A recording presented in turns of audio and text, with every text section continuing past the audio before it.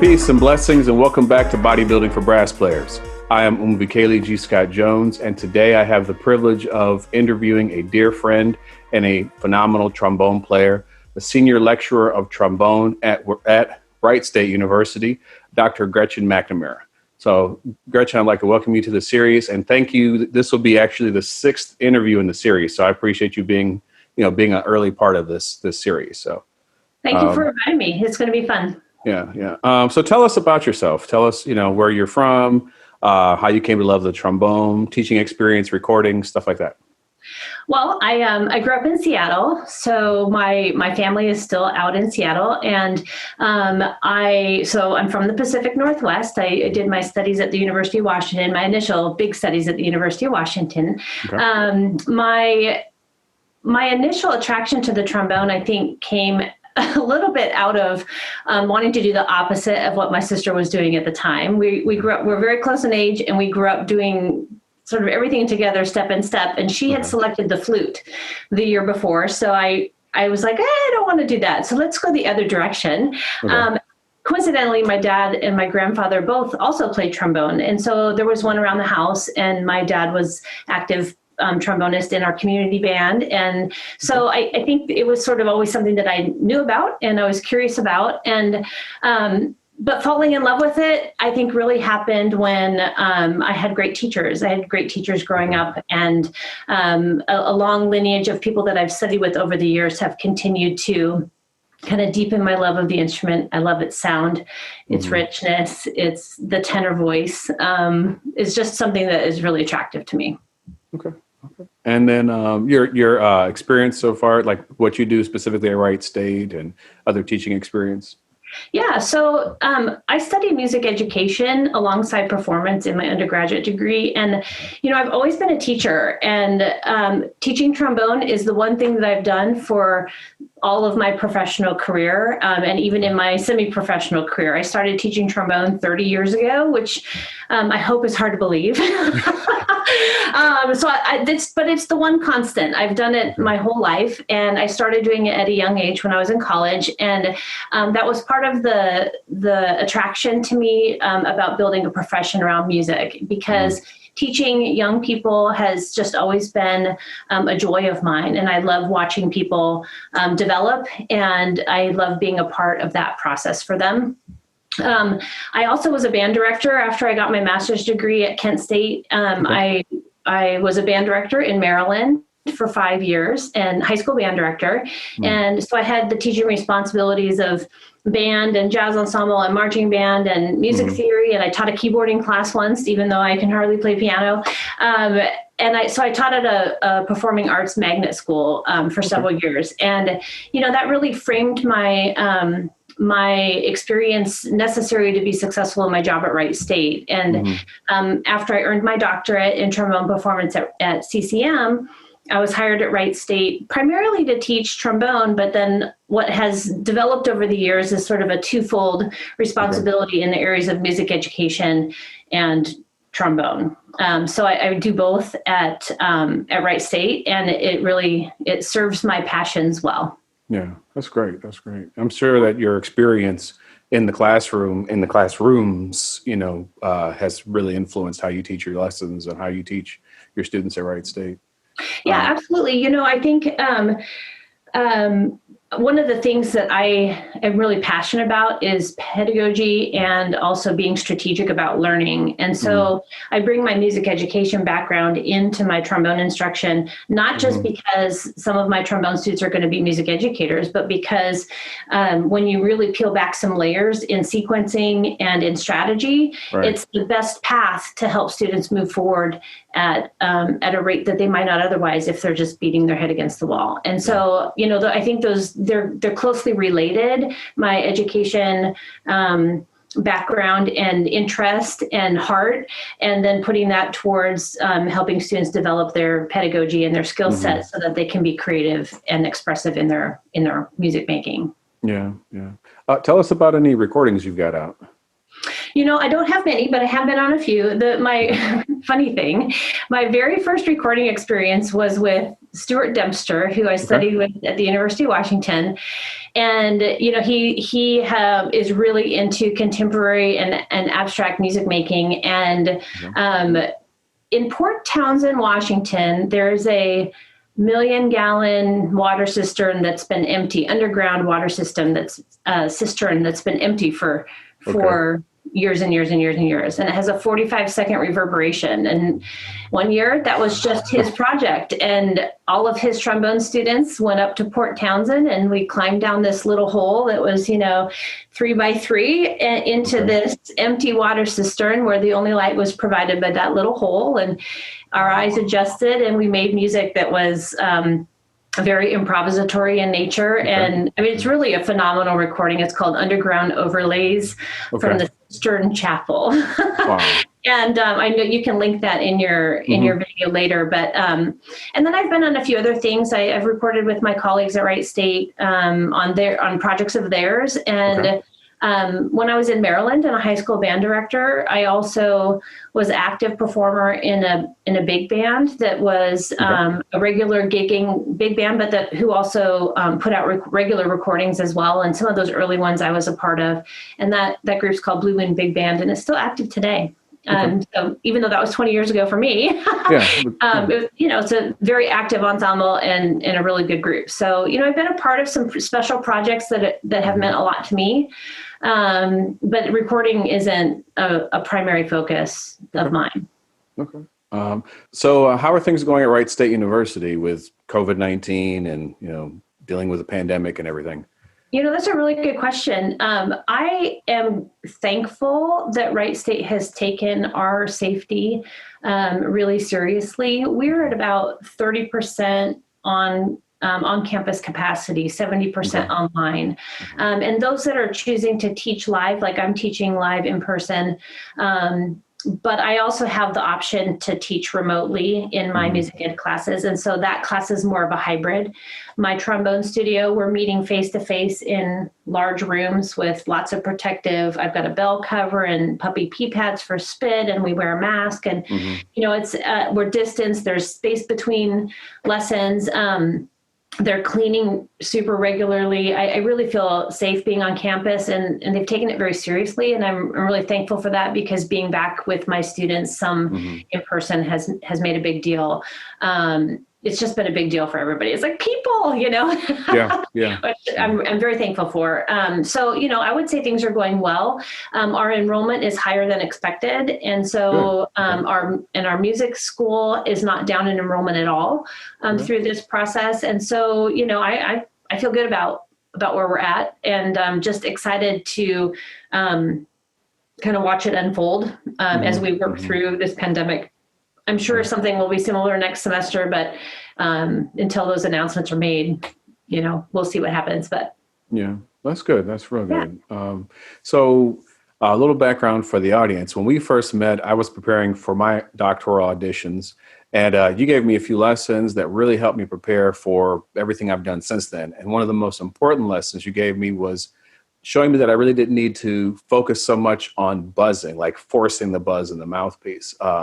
And so I wanted to know, can you talk a bit about that, about that process for you and how you walk your students through that? Yeah, sure. I think big picture concept is maximum resonance, minimum physical effort. And that language comes from one of my mentors, Dave Vining, who I study with at CCM. That's his phrase. And I really like it because it doesn't refer to just the embouchure, which you're asking about. It refers to sort of our whole body. And when we eliminate tension from our body, we perform more efficiently. Our breath capacity then becomes more efficient, and we can sustain longer with a beautiful sound. Like, just efficiency increases dramatically, resonance improves. So the idea of force versus not force, I mean, just tension in general is bad news in brass playing, and in the embouchure in particular. I think tension creeps in when we're trying to solve problems, and we're trying to solve problems in a way, like, for example, developing the upper register. Will the notes go up if you squeeze? Yeah, probably. But that doesn't mean that's the right way to go about it. And when we're young, or when we're habitual in our practice, those habits become permanent. And we play with a lot of force. And so just conceptually think about it this way. For example, my lips have no power on their own accord to make a vibration. So if I'm not blowing air, they don't move. I can move them muscularly to speak, but I can't move them muscularly to buzz, right? Right. It just wouldn't, nothing would happen. But if I stayed completely relaxed and I move air out of my mouth, my lips are going to vibrate. Like they just will. I'm not doing that with my lips. I'm doing that with my air. So, the air is the driving force of the embouchure. Maximum resonance, minimum physical effort, I think is a good kind of global concept, not just for the embouchure, but for the whole body. I also like to think about the embouchure as playing a supporting role to the air.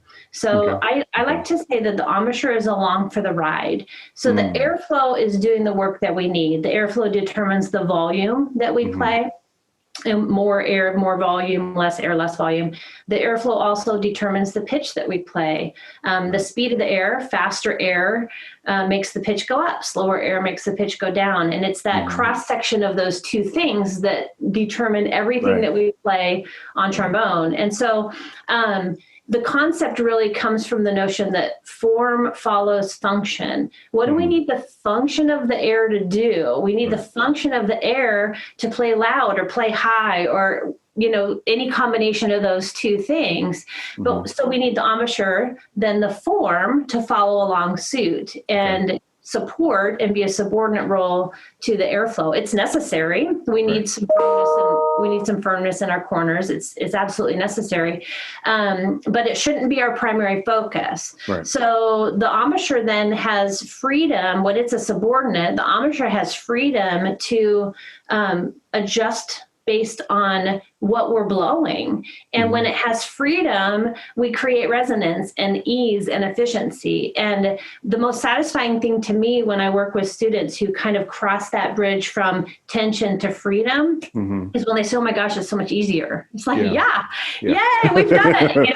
That's the goal. We want it to be easy. And when it's easy, I don't mean easy as in less brain power, because this is hard work what we do, but I mean the ease of creating a sound means that you're going to have a healthy embouchure that's going to be sustainable across your professional life and your lifetime of playing trombone. And that's always the goal. And so a lot of times the young students enroll in lessons with me, either at the high school level or the collegiate level. They come to Wright State, and we have to undo some things, some tension in order to establish that ease of creating sound. And it's not an easy path. It's a long, hardworking path.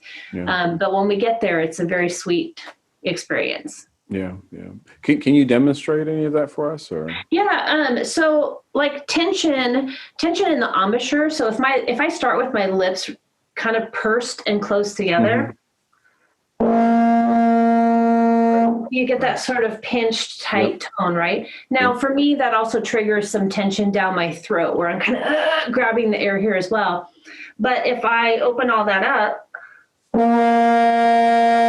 you can hear, hopefully through Zoom, already there's just a difference in sound. If I do those back and forth,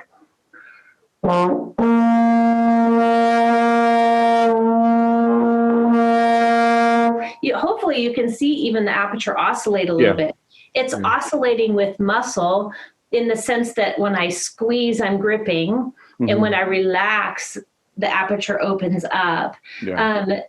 And it's that balance point of what kind of support do I need from my embouchure, my corners, my flat chin, so that the middle, the aperture, can be free to vibrate at whatever my air is telling it to do. And my air is driven by my ear. So I have to know how to blow things a certain way based on what I want it to sound like. That's great. And that's going to really help, because one of the things that I know a lot of students, not to discredit who's taught them, but a lot of times when we're taught by someone who doesn't understand that fundamental, we have to be retaught on that. So, the sooner we get that proper teaching, the better for all of us. So what are some of the other myths that you find yourself dispelling, in your teaching and working with folks? There's a lot of myths. No, just a couple of them. There's a lot of myths. So I think this kind of comes from our band training, and it's typical band instruction. And again, this isn't necessarily like you. I'm not dodging the instruction that band directors give students overall, but I hear a lot of students come to me and they tell me that they're supporting with their diaphragm. Right. So that's a big one. The diaphragm is a muscle of inhalation. It is relaxing when we exhale. So we don't actually have a sensory nerves around the diaphragm. It's passive when we're blowing out. And so it's shifting our mind around the actual physiology of the body. So that's a big one that I'm correcting all the time, conceptually. And that's across the board when I teach brass methods for our music education students, or I teach band and orchestra methods for our music education students. When I ask them what they know about the diaphragm, still here in 2020, students are talking about supporting with their diaphragm. It's physiologically not possible. Right. Another one that I don't really like too much is the concept of breathing low. Okay. Do we need to fill the lungs? Yes, at times, but not always, depending on what the music calls for. When we breathe, when we try to put air low, it potentially creates tension. It certainly can't go there first. Right. So the myth that we're going to breathe from the bottom to the top, this is, to me, that's very kind of old school training, out, low, middle, high, kind of like a roll of the belly and the torso. That's just not how the lungs work. And if we're relaxed and we fill the lungs like the way that the body is designed to fill, from the middle outward and upward and around, it expands in all directions simultaneously. And if we're relaxed and the body follows suit, there will be expansion down low, absolutely. But it's not because the air goes there. There's no air that goes behind the belly button. That's not where the lungs sit. The air goes up here. And then I think, lastly, this whole idea of bottom to the top, sometimes teachers say fill up like a glass of water. There's nothing about our lungs that are, air is not water. Right. And our lungs are not caverns. They're not empty, so to speak, like a cylinder, a glass would be. And so, that's just a few of those ones really push my buttons. I've never heard of that water one. That doesn't make, that sounds scary. Yeah, you're kind of just rolling up the body. Yeah. It's just, to me, it's not possible. And if you try to make it look like you're doing that, again, you're putting your body in a position. Right. Now, if a student happened to be carrying tension in their blowing muscles, which are, to me, the abdominals and intercostals, the ones that you do use to support the air. Right. If they hold that tension while they breathe in, and it doesn't move, then you're going to limit how much air you can pull in. So there is motion in the abdominal area. There's motion for there, but it's not because of where the air is going. It's because when the lungs fill, the diaphragm is pulling the air in and contracting down, and that's pushing the guts out of the way. Right. So it's that natural expansion of the body when the ribs swing, the diaphragm drops, and the guts move. That's how it should work, and that's how it should look. But we want to talk about it in a way that's real according to how our body functions, not in a way that conceptually we have ideas about how the body works that isn't correct. Right. That's a big one. Thank you for displaying that. And I hope that within the next maybe 10 years or so, we no longer have to keep dealing with those things. I know when I was in high school, no discredit to my high school band director, but the same thing, this concept, even with choir, and it's still very, very prevalent in the choral community, this idea of singing from the diaphragm and everything. Anyway, so Yeah, in terms of like if you're dealing with an average, if there is such a thing as, someone who's either just starting with you in high school or especially like a college freshman or sophomore, are there some exercises you constantly find yourself working to get them playing where you want them to play? Or I think there's nothing written down that I go to consistently. Okay. My teaching is very unique to the individual student, and I'm going to meet them where they're at. I will say, however, what I find myself going back to a lot lately, and again, this is part of the sort of peel back some layers and be strategic with each student philosophy that I carry in my teaching, but I always go back to the airflow. What is the air doing? So, like, for example, if I just blow air out of the bell, I should be able to sense immediately if I've got tension. And if I've got tension in my body, I can observe that and I can let go of that tension. So tension might sound like, or like I'm grabbing with my throat, versus just sort of a darker, richer sound. If I'm trying to work on articulation, you can always tell if a student is cutting the notes off with their tongue by how it sounds coming out the bell. If you can get rid of that end, the touch, you can hear it become just front centric. So I find myself going back to just blowing air on the trombone. You can play a scale that way. And you can tell a lot about body tension just by listening to the sound of air. What I do is very unique to the individual student, but the how is usually referring back to the airflow. Of course, Remington long tones are a standard way to start. I use some other fundamental materials like David Vining's Daily Routines, or some articulation studies. And again, with all of that, the caveat is it's all editable. It's all changeable based on where you fall in your skill set. So if one exercise happens to be too long, we'll cut it in half. Like sometimes I think we get really rigid when we're trying to learn from others' materials. Well, this says I should do it at 80 and it's 4 measures long and I run out of air. Okay, well, for now, since you're not quite efficient enough, let's play half of it, but let's play half of it really well. And then we'll play the second half. And that flexibility, I think, is really, really important. Yeah. Do you ever find yourself struggling with, let me backtrack. So I know from my own experience, a lot of times getting students to kind of take charge of their own education or take charge of what they're doing sometimes is a struggle, because a lot of times folks want to know, tell me what to do to be successful and I'll do that. Like, is that something you're dealing with, or to get students to take that initiative? Yeah, no, I think that's a kind of a constant struggle. I think I wasn't mature enough, even myself. Growing up and through college, and maybe even through my master's degree, to be quite honest, I just wanted to be fed, right? I was a sponge. I wanted to be fed, do it this way, play it this way, learn this way. But I also had teachers who demonstrated experimenting, and that really helped me along the way. I think I was most disciplined with that idea of experimenting for myself when I was in my doctoral program, and I was a lot older to be at that stage, right? Like that would have been helpful in my 20s. But I think, a piece of advice I would share is just, it's okay to experiment, and it's okay to make mistakes, and it's okay to do that without judgment. And sometimes we get really down on ourselves when we make mistakes. I don't practice 3 hours a day like I used to, 4 hours a day like I used to. I teach, and I'm a mom, and I'm a wife, and I run a household, and my daughter's homeschooling right now because of COVID. And, I don't play my trombone that frequently like others may. And so I don't always sound my very best, but I can't hate myself in that process, right?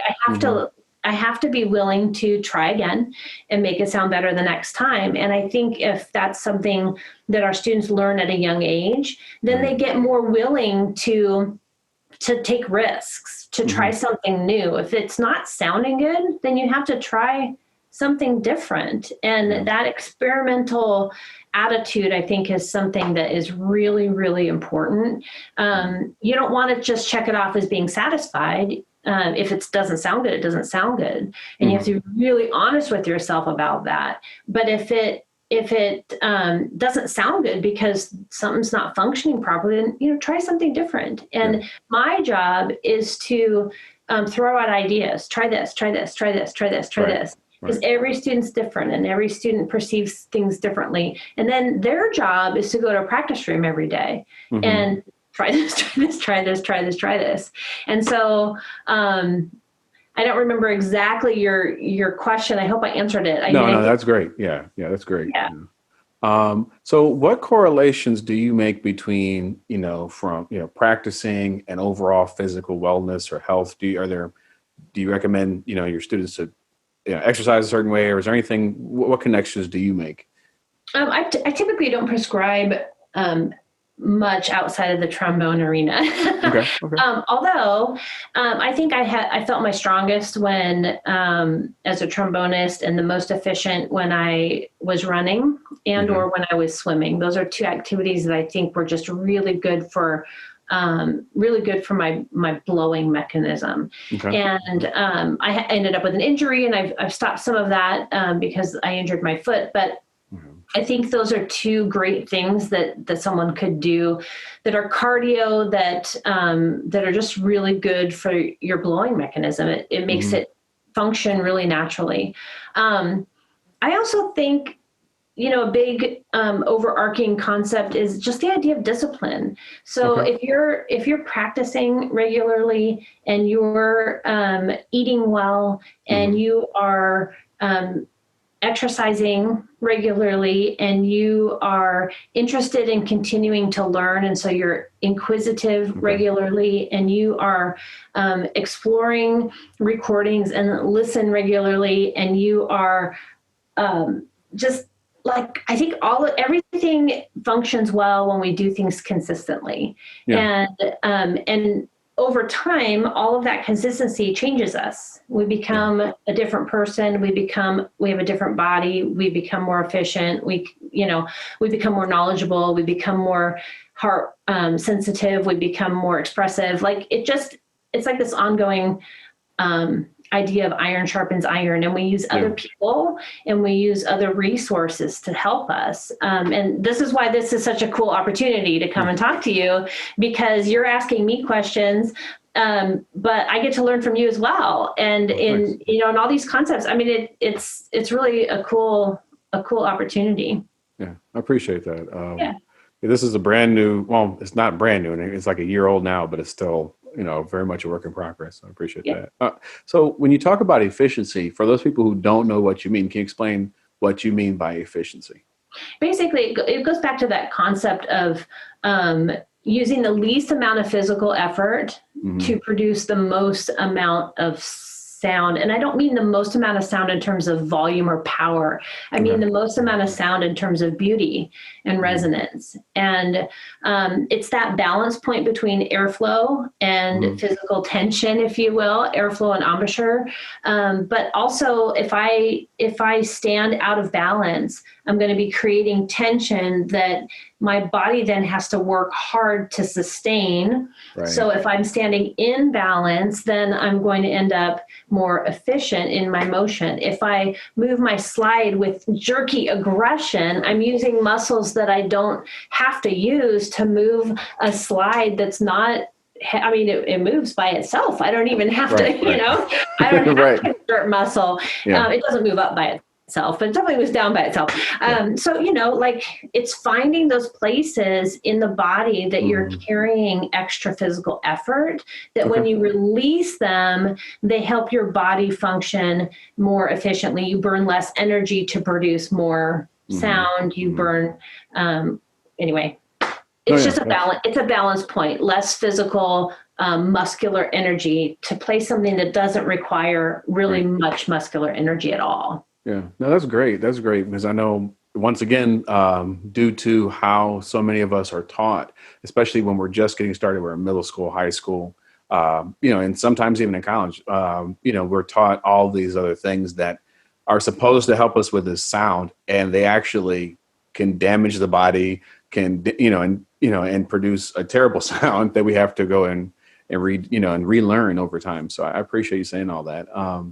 So if you can take a few minutes to give us, so let me backtrack again. One of the things I definitely want to do with this series is offer professors a chance to recruit, not a centralized, but it'd be cool if it was a centralized place for young folks to say, or just potential students to say, hey, if I want to study over here at Wright State with Dr. McNamara, what would it be like? So if you can give us a statement or a few minutes on that. Yeah. Wright State is a really nice sized program. We've probably got around 150 music majors, and usually in my studio, I have between 9 and 11 students. And we're a family. We care about each other. We work together. I serve as an academic advisor or program advisor, I should say, for all of the trombone, actually all of the low brass students at Wright State. Okay. And so I have a really unique connected role with my students on an individual basis. I teach several of the classes that they're going to take if they're a music ed student. I teach the trombone ensemble, obviously, and all of their applied lessons for those that are performance majors. And, it's just like Wright State has a lot going on for it. Like I said before, some programs have had their enrollment drop over the years. There's been a lot of turmoil at our institution. All to say, we've not suffered that in the School of Music, which really speaks to the quality of the education that students receive. I have awesome colleagues who care deeply for their students and their students' futures. And I will be your support. I will be your trombone teacher. I will be, someone that you can ask questions of. I will not judge you. I will help you. And some of that falls within tromboning, and some of that falls outside of tromboning. And that's just who I am. It's my character. I'm a problem solver and a helper. And I think that's maybe a uniqueness to me and what I have to offer. I know most teachers care deeply for their students, and I will never say that someone isn't. But I know what I invest in my students, and it's a lot. There's a through line here. If you're always willing to learn, if I think my students should always be willing to learn and explore, then that's true of me as well. I always have to be willing to learn and explore. And I've taken those chances over the years to find out more information and to build my repertoire of knowledge and understanding of how this crazy thing works, because my musical interests are going to be different than someone else's musical interest. And yet we have the same pedagogy and the same instrument. And so I don't always prescribe repertoire. I don't always prescribe, you have to play this piece, this piece, this piece, and this piece in order to be successful. I want students to play music that they love to play. So long as it meets a developmental expectation that I have for them and a certain level of performance for freshman, sophomore, junior, senior. And I am more interested in giving them all the tools to play whatever music they want at the highest level possible than to say you have to play music this way. It's just, everybody's different, everybody's unique, and I meet students where they're at. So I love Wright State. I have a sign back here that says Dr. Mack is proud to be a Raider. It's a yard sign. I've never put it in my yard because I don't know. I just haven't, but it's sitting right here. And that's a true statement. I love teaching at Wright State. It's my 14th year, and we're never going to have 25 in the trombone studio, and that's okay.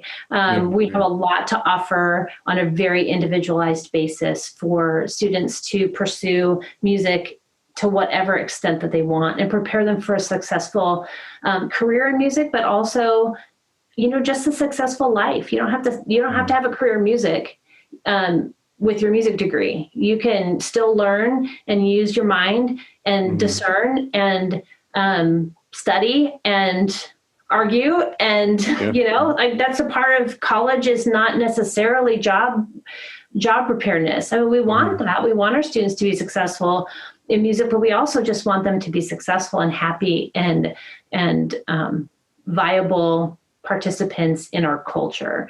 And that happens when you educate yourself. And so it's a great place to do that. Yeah. Thank you for giving all that. And one of the things that it's great is hearing your focus and being comfortable with it being a small, embracing that and being a small studio, because a lot of people don't want that large, a lot of young people need that small community where you're going to get that support. And that's great that you can get that at Wright State. Well, that pretty much wraps up all my questions for you. And I appreciate you once again for being on here. We'll definitely add some links in the description for some of the materials you've discussed already in this interview. So thank you again, Dr. McNamara. Gretchen, thank you for being a good friend over the years and, someone I can go to for advice here and there. And also thank you, of course, for all the work that you do to serve our students. So. Thank you, Scott. Thanks for having me. It was a real pleasure. Yeah. Audience members, once again, please like the video, subscribe to the channel. Please leave us a question, a comment, concern.